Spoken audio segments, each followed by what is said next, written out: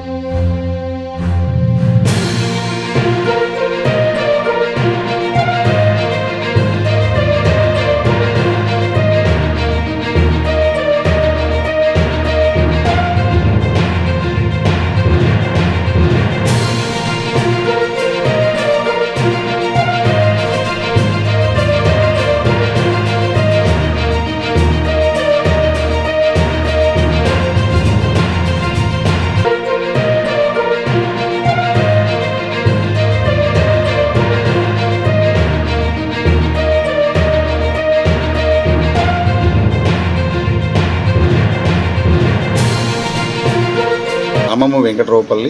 నా పేరు నాగరాజు. మా గ్రామంలో సోమేశ్వర స్వామి ఆలయము 1000 సంవత్సరాల క్రితం నిర్మించిన చరిత్ర ఉన్నది. మరి అప్పుడు రాజులు మా గ్రామంలో ఉండబడినటువంటి శివాలయంలో విగ్రహాలను విరగొట్టడం జరిగింది. మరి ఆ విగ్రహాలను పునః ప్రతిష్ఠ చేసుకోవడం కూడా జరిగింది. మరి గ్రామ పెద్దల సమక్షంలో సమిష్టిగా అందరం కృషి చేసి ఆ ఆలయాన్ని 6 సంవత్సరాల క్రితము పునః నిర్మాణం చేసుకోవడం జరిగింది.